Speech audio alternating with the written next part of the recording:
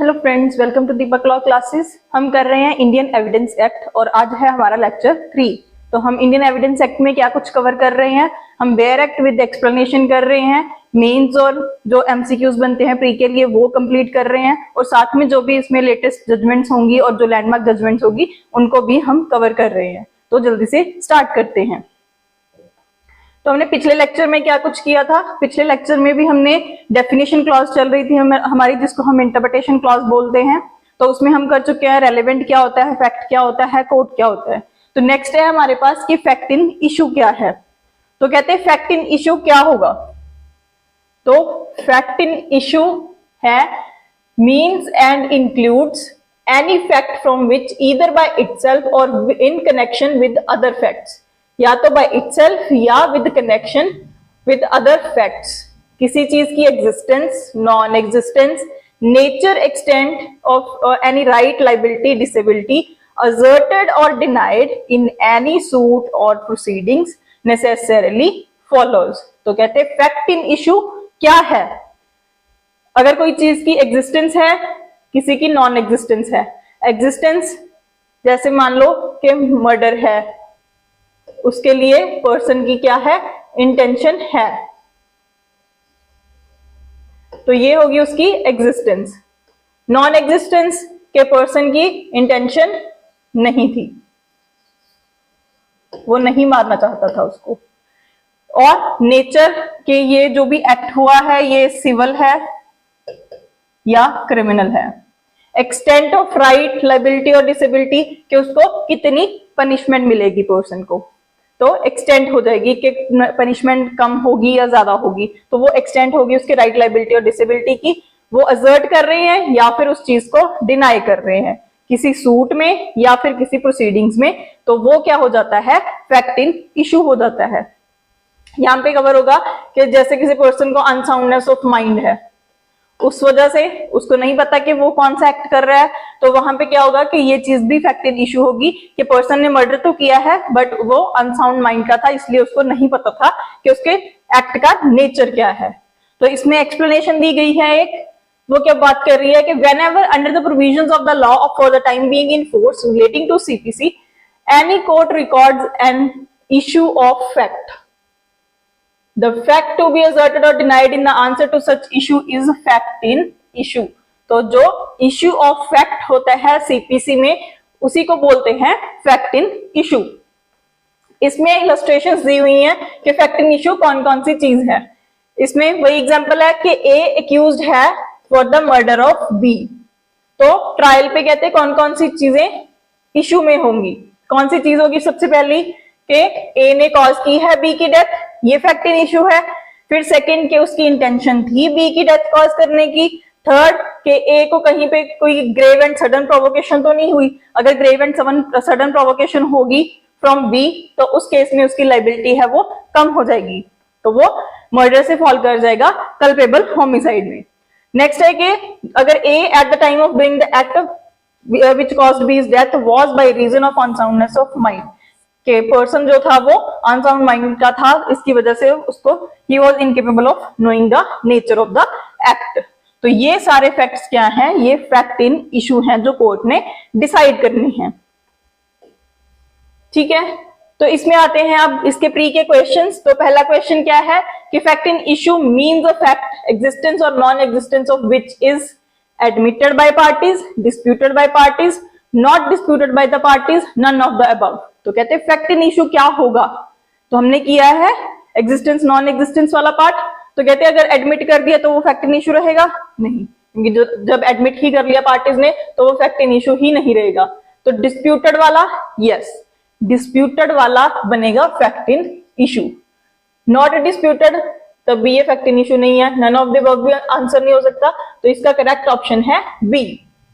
Next है A is accused of the murder of B at his trial, which of the following will not be a fact in issue। तो ये यहाँ पे दिया हुआ है not, तो हमने ये ध्यान से पढ़ना है। That A intended to cause B's death, ये फैक्ट इन इशू है, लास्ट एग्जाम्पल सेम ही थी। That A had received grave and sudden provocation, ये भी फैक्ट इन इशू बनेगा। That A caused B's death by beating B with club, कि उसने किस चीज के साथ उसको मारा, ये भी फैक्ट इन इशू बनेगा। लास्ट है that a had gone to the field with the club, तो क्या ये फैक्ट इन इशू बनेगा? नो, ये फैक्ट इन इशू नहीं बनेगा। रीजन, ये फैक्ट इन इशू नहीं है, ये रेलेवेंट फैक्ट हो सकता है बट ये फैक्ट इन इशू नहीं है। ठीक है, रेलेवेंट हो सकता है कि वो क्लब के साथ फील्ड में गया, ये रेलेवेंट फैक्ट माना जा सकता है कि उसके बाद उसने मर्डर किया है, बट ये फैक्ट इन इशू नहीं होगा। फैक्ट इन इशू ये ऊपर वाले 3 चीजें ही होंगी। अभी आते हैं इसके मेंस के क्वेश्चंस। तो फैक्ट इन इशू पे कहते हैं मेंस का क्या क्वेश्चन बन सकता है कि हमने डिफरेंस बताना है fact in issue and relevant fact में। ठीक है, रेलेवेंट फैक्ट हम कर चुके हैं, फैक्ट इन इशू भी उसकी डेफिनेशन कर चुके हैं, तो इसका डिफरेंस बताना है। सेकंड क्वेश्चन कहते हैं what is fact in issue, illustrate with case laws. तो फैक्ट इन इशू की जो डेफिनेशन है वो बताएंगे, उसके जो वर्ड्स हैं उनको एक्सप्लेन करना है। Next, distinguish between fact in issue and issue of fact, जो हमने अभी एक्सप्लेनेशन में किया था। तो fact in issue and fact और इशू ऑफ फैक्ट में कहते हैं कोई डिफरेंस है? नो, इसमें कोई डिफरेंस नहीं है। जो fact in issue criminal law में यूज करते हैं वही इशू ऑफ फैक्ट बन जाता है सिविल लॉ के अंडर। तो यहाँ पे फैक्ट इन इशू जब चार्जेस फ्रेम करते हैं तो वहां पे ये फैक्ट इन इशू बन जाएगा। यहाँ पे क्या होगा, ये जब जो पार्टीज हैं जो अपने प्लेंट एंड रिटन स्टेटमेंट है वो सबमिट करती हैं, उसके बाद इश्यूज फ्रेम किए जाते हैं जो, तो फ्रेमिंग के टाइम पे ये क्या होगा, इशू ऑफ फैक्ट। ठीक है, जब इश्यूज फ्रेम किए जाते हैं तो इशू ऑफ फैक्ट बनता है। फैक्ट इन इशू जब चार्जेस फ्रेम होते हैं तो वो फैक्ट इन इशू बन जाता है। नेक्स्ट डेफिनेशन है हमारे पास डॉक्यूमेंट। तो कहते हैं डॉक्यूमेंट क्या होता है। तो डेफिनेशन क्या बात कर रही है कि document means any matter expressed or described upon any substance by means of letters, figures, marks, or by more than one of these means intended to be used or which may be used for the purpose of recording that matter। तो इनमें से अगर 2 या 2 से ज्यादा चीजें use की जाती हैं तो उनको भी हम क्या बोलते हैं, डॉक्यूमेंट बोलते हैं। Letter, figures, marks, letters, figures, marks and इनमें से 2 चीजों में से कोई भी एक चीज यूज करते हैं तो वो बन जाता है हमारा डॉक्यूमेंट। तो इसकी इलस्ट्रेशंस दी गई हैं। तो कहते हैं कोई भी राइटिंग है दैट इज अ डॉक्यूमेंट, कोई भी वर्ड है जो वो प्रिंटेड है, लिथोग्राफ्ड है या फोटोग्राफ्ड है वो भी डॉक्यूमेंट है, कोई मैप है या प्लान है वो डॉक्यूमेंट है, कोई इंस्क्रिप्शन है ऑन मेटल और स्टोन वो भी डॉक्यूमेंट मानी जाएगी, एक कैरिकेचर है उसको भी डॉक्यूमेंट मानते हैं। ये आपने याद रखने हैं, डायरेक्टली इनमें से क्वेश्चन आ जाता है इलस्ट्रेशंस में से ही कि कौन सी चीज डॉक्यूमेंट है, कौन सी चीज डॉक्यूमेंट नहीं है। तो इसका क्वेश्चन आ गया, N inscription on a metal plate और स्टोन, हमने अभी इलस्ट्रेशन में किया है तो वो क्या है, वो डॉक्यूमेंट है। नेक्स्ट है विच one of the following does not come with in the meaning of document under evidence act. तो कौन सी चीज कहते कि एविडेंस एक्ट के अंडर डॉक्यूमेंट में फॉल नहीं करती है। Writing yes, map yes, telephonic talk इसके बारे में हमने देखा ही नहीं, वर्ड, फोटोग्राफ ये भी दिया हुआ है। तो ये तीनों चीजें इलस्ट्रेशन में इटसेल्फ प्रोवाइडेड है बट ये नहीं प्रोवाइडेड। तो कहते हैं टेलीफोनिक टॉक को हम डॉक्यूमेंट मानेंगे तो नो। तो इसका करेक्ट आंसर क्या बनेगा, अ टेलीफोनिक टॉक, ये डॉक्यूमेंट नहीं है। नेक्स्ट क्वेश्चन आता है हमारे पास, which one of the following has not been mentioned in the definition of document as the means by which any matter is expressed और डिस्क्राइब्ड अपॉन एनी सब्सटेंस। तो हमने भी डेफिनेशन की है तो उसमें कौन कौन से वर्ड्स दिए गए हैं। तो डेफिनेशन में लेटर्स है, फिगर्स भी है, मार्क्स भी है, सिंबल्स दिया हुआ है वहां पे, नो। तो इसका करेक्ट आंसर आएगा सिंबल। ये देखने में बहुत इजी क्वेश्चंस लग रहे हैं बट एग्जाम के टाइम पे हम ये वर्ड्स हैं इनको भूल जाते हैं। अगर एग्जाम में बैठ के सोचोगे हमें लगेगा कि सिंबल्स भी इसमें कवर होते हैं बट सिंबल्स कवर नहीं होते, वहां पे स्पेसिफिकली वर्ड्स लिखे हैं लेटर्स, फिगर्स एंड मार्क्स, तो सिंबल्स नॉट इंक्लूडेड है। नेक्स्ट आ गई हमारे पास डेफिनेशन एविडेंस की। तो कहते हैं एविडेंस एक्ट के अंडर एविडेंस क्या है। यहाँ पे कोई एग्जॉस्टिव सी डेफिनेशन नहीं दी गई, यहाँ पे सिर्फ इसकी कुछ टाइप्स दी गई हैं कि एविडेंस कौन कौन से टाइप का होता है। तो evidence means and includes all statements, court जिसकी परमिशन देता है, विच परमिट्स और requires to be made before it by witnesses in relation to matters of fact under inquiry, such statements are called oral evidence. जो witnesses statement देते हैं court के सामने उनको हम बोलते हैं ऑरल एविडेंस।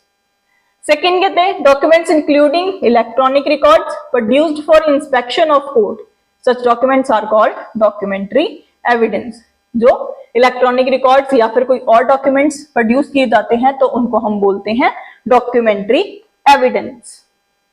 जो स्टेटमेंट्स हैं वो ऑरल एविडेंस बनेगा एंड जो डॉक्यूमेंट्स होंगे विद इलेक्ट्रिक डॉक्यूमेंट्स तो वो भी क्या माने जाएंगे, वो डॉक्यूमेंट्री एविडेंस में इंक्लूड होते हैं। तो इसमें आ गया अब इसके क्वेश्चंस। पहला क्वेश्चन है एविडेंस मीन्स एंड इंक्लूड्स। तो कहते हैं एविडेंस का मतलब क्या है, statements before police, statements in pleadings, statements of witnesses required to be made before the court और ऑल द अबव।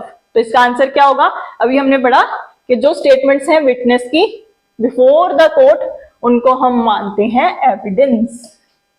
जो पुलिस के सामने होती हैं उनको भी एविडेंस नहीं माना जाता एंड जो प्लीडिंग्स में होती हैं उनको भी एविडेंस नहीं माना जाता। नेक्स्ट क्वेश्चन है कि under Indian Evidence Act evidence में be given in all cases about fact in issue, relevant fact, fact in issue and relevant fact only, none of the above. तो एविडेंस हम किस किस चीज के लिए दे सकते हैं, फैक्ट इन इश्यू के लिए दे सकते हैं और रेलेवेंट फैक्ट दोनों के लिए दे सकते हैं। तो इसका आंसर आएगा सी ऑप्शन। नेक्स्ट है हमारे पास कि electric records produced before court are. Electric records क्या है, इलेक्ट्रॉनिक रिकॉर्ड्स हैं, जो इलेक्ट्रॉनिक यहां पे आएगा। तो इलेक्ट्रॉनिक रिकॉर्ड्स हैं जो वो ऑरल एविडेंस है, नो, क्योंकि ऑरल एविडेंस जो विटनेसेस की स्टेटमेंट्स हैं उनको ही हम ऑरल एविडेंस मानते हैं, तो रॉन्ग। डॉक्यूमेंट्री एविडेंस है, यस, हमने इसकी डेफिनेशन में किया था कि डॉक्यूमेंट्री एविडेंस में क्या इंक्लूड होता है, इलेक्ट्रॉनिक रिकॉर्ड्स भी इंक्लूड होते हैं।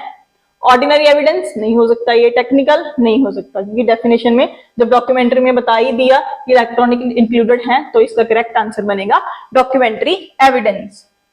तो इसके आगे अभी मेंस के क्वेश्चंस। तो मेंस के क्वेश्चन क्या बनेगा, डिफाइन करना है हमने वर्ड एविडेंस को अंडर इंडियन एविडेंस एक्ट। तो स्टार्टिंग में भी ऐसा एक क्वेश्चन किया था, तो इसमें हम क्या कुछ इंक्लूड कर सकते हैं, एविडेंस की डेफिनेशन इंक्लूड कर सकते हैं, इसके टाइप्स आ जाएंगी इसमें कि ऑरल एंड डॉक्यूमेंट्री एविडेंस होते हैं जो एविडेंस एक्ट में डेफिनेशन दी है, उसके साथ जो एविडेंस एक्ट का जो एविडेंस वर्ड का मीनिंग दिया हुआ लैटिन टर्म दी गई है उसको हम इसमें एक्सप्लेन कर सकते हैं। नेक्स्ट आता है डिस्टिंग्विश करनी है हमने ऑरल और डॉक्यूमेंट्री एविडेंस में एंड फिर डायरेक्ट एंड सर्कमस्टेंशियल एविडेंस में। तो ये क्वेश्चंस कई बार 5 मार्क क्वेश्चन में पूछ लेते हैं, ये डिफरेंस जो डिस्टिंग्विश करना होता है ना, तो सिंपल से क्वेश्चन है बट कई बार ये पूछ लेते हैं। तो ये मैं सिर्फ आप लोगों को थ्योरेटिकल क्वेश्चंस हैं वही करवा रही हूँ मेंस के पर्पस के लिए, जो प्रैक्टिकल क्वेश्चंस हैं वो यहाँ पे मैं डिस्कस नहीं कर रही हूँ, ठीक है। नेक्स्ट आ गई हमारे पास डेफिनेशन प्रूव्ड। तो कहते हैं प्रूव्ड क्या है, a fact is said to be proved when after considering the matter before it, consider करने के बाद the court either believes it to exist or considers its existence so probable that prudent man ought under the circumstances of the particular case to act upon the supposition that it exists। जब उनको लगता है कि जो prudent person है वो इसकी existence को मानेगा तो वो फैक्ट को हम प्रूव्ड मानते हैं। जब कोई भी मैटर कोर्ट के पास आता है उसको कंसीडर किया जाता है एंड कोर्ट बिलीव करती है या फिर उसके एग्जिस्टेंस को बिलीव करती है कि कोई भी जो प्रोबेबल प्रूडेंट मैन होगा वो वैसे ही सेम सर्कमस्टांसेस में उस चीज को सही मानेगा, उस फैक्ट को एग्जिस्टेंस में मानेगा, तो वो चीज मानी जाएगी प्रूव्ड। नेक्स्ट आता है इसमें डिसप्रूव्ड। डिसप्रूव्ड क्या है, a fact is said to be disproved when after considering the matter before it the court either believes that it does not exist। वहां पे exist था, proved में, disapproved में it does not exist, or consider its non-existence so probable that a prudent man ought under the circumstances of the particular case to act upon the supposition that it does not exist। या तो court खुद मान रही है कि ये exist नहीं करता या फिर उसको लगता है कि जो ऑर्डिनरी प्रूडेंट पर्सन होगा वो वही सर्कमस्टांसेस में इस चीज को की एग्जिस्टेंस को नहीं मानेगा, तो वो डिसप्रूव्ड माना जाएगा। नेक्स्ट आता है नॉट प्रूव्ड। नॉट प्रूव्ड जिसको ना हमने प्रूव किया है ना डिसप्रूव किया है, तो वो नॉट प्रूव्ड बन जाएगा। A fact is said not to be proved when it is neither proved nor disproved। ठीक है, नेक्स्ट आता है हमारे पास इसकी questions. Fact is said to be proved if it is admitted, if it is incorporated in a document, if it is not denied, if its existence is so probable that a prudent man would accept it as existing। तो अभी हमने definition की है, admitted ये भी नहीं है, उसमें इनकॉर्पोरेशन वाला भी नहीं है, डिफाइंड वाला भी नहीं है, तो कौन सा बचा, ये वाला। तो कभी कभी आप एक्सक्लूजन मेथड भी लगा सकते हो, ठीक है। तो इसमें ये डेफिनेशन में इटसेल्फ प्रोवाइड किया गया है कि so probable that a prudent man would accept it's as existing, तो ये माना जाएगा प्रूव्ड। नेक्स्ट क्वेश्चन है इसमें, when one fact is declared by the Indian Evidence Act to be conclusive proof of another, the court on proof of one fact.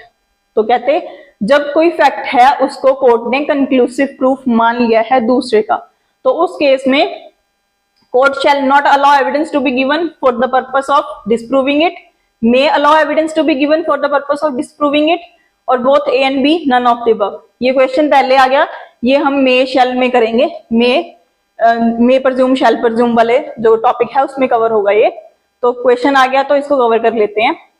तो कहते हैं कोई भी फैक्ट है उसको कोर्ट अगर उसका कंक्लूसिव प्रूफ मान चुकी है, तो उस केस में कोर्ट क्या नहीं करेगी, तो जो भी एविडेंस होगा, एक बार अगर कंक्लूसिव प्रूफ हो ही गया है किसी चीज का, तो कोर्ट उसके लिए एविडेंस को अलाउ नहीं करेगी इसको डिसप्रूव करने के लिए। ठीक, तो इसकी ये ए वाली ऑप्शन करेक्ट है। नेक्स्ट सेक्शन 3 में हमारी लास्ट डेफिनेशन है कि इंडिया, ये यहां तक है, India means territory of India excluding Jammu and Kashmir. ठीक, एंड उसके बाद आते हैं कि बाकी जो एक्सप्रेशन है, सर्टिफाइंग अथॉरिटी आ गया, electronic signature, certificate, electronic form, records, information secure electronic record, subscriber, ये जो भी डेफिनेशंस हैं इनके मीनिंग हम लेंगे इंफॉर्मेशन टेक्नोलॉजी एक्ट 2000 से। ठीक, नेक्स्ट आ गया हमारे पास मे प्रज्यूम, जो मैं पहले बात कर रही थी, मे प्रज्यूम शैल प्रज्यूम वाली। तो मे प्रज्यूम तो कहते हैं किसी चीज को कोर्ट कब प्रज्यूम कर सकती है, यहाँ पे मे है कि कोर्ट की डिस्क्रिशन है कि कोर्ट उसको मानना चाहती है तो मान सकती है। कब, whenever it is provided by this act that court may presume a fact, it may either regard such fact as proved unless and until it is disproved or may call for proof of it। तो कहते अगर court ने किसी fact को presume कर लिया है, मे presume किया है, तो उस केस में कोर्ट क्या कर सकती है, डिस्क्रिशन ऑफ द कोर्ट है कि कोर्ट उस फैक्ट को मान सकती है कि ये फैक्ट प्रूव हो चुका है, अनलेस एंड अनटिल इसको डिसप्रूव किया जाए, या फिर कहते कोर्ट इसके प्रूफ के लिए कॉल भी कर सकती है। शैल प्रज्यूम में क्या आएगा, whenever it is directed by the act, this act that the court shall presume a fact। इस एक्ट में ना कुछ वर्ड्स, कुछ सेक्शंस हैं जहां पे प्रिजम्पशंस दी गई है, शैल एंड मे प्रज्यूम, जहां पे भी कहते हैं शैल प्रज्यूम इस एक्ट ने इटसेल्फ कर दिया है, तो उस केस में it shall regard such fact as proved, तो कोर्ट उस फैक्ट को प्रूव्ड ही मानेगी पहले, unless and until it is disproved.